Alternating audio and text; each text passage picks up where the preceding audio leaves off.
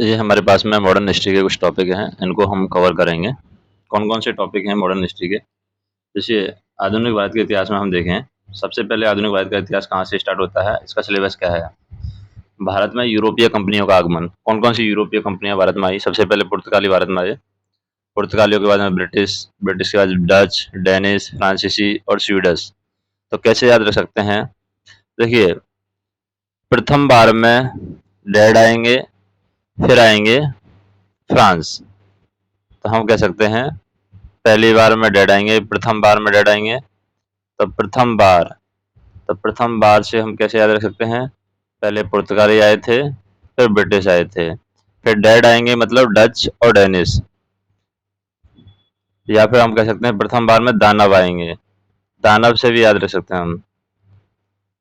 इससे क्या हो जाएगा? डच डच हो जाएगा और इससे हो जाएगा डेनिश, या डैड आएँगे। प्रथम बार में डैड आएँगे मतलब डच और डेनिश हो जाएगा, और फिर प्रथम बार में डैड आए फ्रांस, तो फ्रांस और स्वीडिश हो जाएगा। ऐसे कुछ भी अपने हिसाब से निमोनिक्स बना सकते हैं। उसके बाद में भारत में ब्रिटिश सत्ता की स्थापना किस तरीके से हुई? ब्रिटिश सत्ता की स्थापना में जब हुई थी भारत में ब्रिटिश सत्ता की स्थापना, सबसे पहले ईस्ट इंडिया कंपनी का शासन हुआ।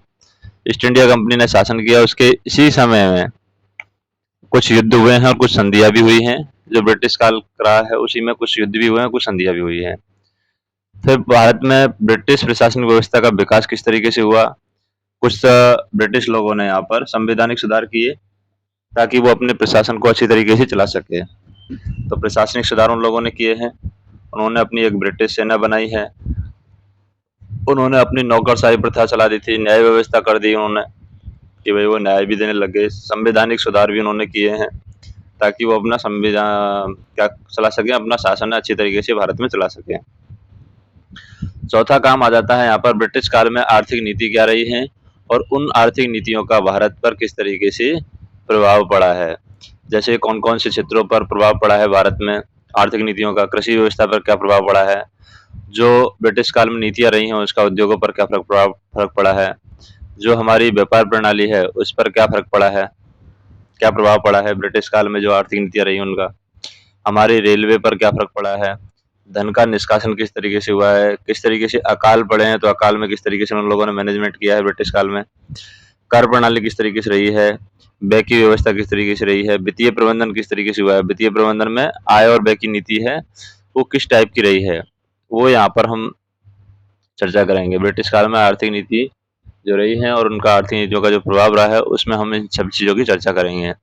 उसके बाद में अगला पॉइंट आ जाता है हमारे पास में कि ब्रिटिश काल के दौरान सामाजिक और सांस्कृतिक सुधार किस तरीके से हुए हैं, कौन कौन से सामाजिक सुधार हुए हैं ब्रिटिश शासन के दौरान और कौन कौन से सांस्कृतिक सुधार हुए हैं ब्रिटिश काल के दौरान। शिक्षा में किस तरीके से परिवर्तन हुआ है, सामाजिक सुधार अधिनियम आए हैं तो उसमें कौन कौन से अधिनियम आए हैं, ईसाई धर्म का प्रसार हुआ है, समाज सुधार आंदोलन जो हुए हैं उनमें राजा राम मोहन राय हुए हैं, स्वामी दयानंद हुए हैं, ज्योतिबा फुले हुए हैं, श्री नारायण गुरु हुए हैं, विवेकानंद हुए हैं, ये सब ब्रिटिश काल के हैं। फिर साम्राज्यवादी शासन शासन में क्या है, शोषण किस तरीके से हुआ है, किस तरीके से भेदभाव हुआ है, किस तरीके से दमन की नीति का प्रयोग हुआ है। फिर प्रतिक्रिया में आ जाता है, प्रतिक्रिया में संतोष, आक्रोश, विद्रोह की उत्पत्ति, क्यों विद्रोह हुए हैं, क्यों कृषक विद्रोह हुए हैं, क्यों जनजाति विद्रोह हुए हैं, और 1857 का प्रथम राष्ट्रीय विद्रोह हुआ है। 1857 के प्रथम राष्ट्रीय विद्रोह के बाद में 1857 के बाद में भारतीय राष्ट्रीय आंदोलन की धारा की शुरुआत हो जाती है। भारतीय राष्ट्रीय आंदोलन शुरू हो जाते हैं 1857 के बाद में। 1885 में राष्ट्रीय कांग्रेस की स्थापना वो करते हैं एओ हुम, और 1947 में भारत को स्वतंत्रता मिल जाती है। और 1947 के बाद का इतिहास है वो भी हम मॉडर्न हिस्ट्री में पढ़ते हैं, यानी आधुनिक भारत में हम पढ़ते हैं। तो ये सारे टॉपिक हैं जो हम पढ़ते हैं आधुनिक भारत में, मतलब ब्रिटिश काल किस तरीके से स्थापना हुआ, किस तरीके से भारत को आज़ादी मिली, और 1947 के बाद का इतिहास भी हम इसी मॉडर्न हिस्ट्री में पढ़ते हैं, यानी हम कह सकते हैं आधुनिक जो भारत है उसी में हम पढ़ते हैं। तो वन बाय वन हम इन सारे टॉपिकों की चर्चा करेंगे। तो वीडियो की सीरीज में बने रहिए, और वीडियो पसंद आए तो वीडियो को लाइक कीजिए, चैनल को सब्सक्राइब कीजिए और कमेंट कीजिए, और क्या इम्प्रूवमेंट वीडियो में चाहते हैं वो आप बताइए, तो हम वो इम्प्रूवमेंट करने की कोशिश करेंगे। धन्यवाद।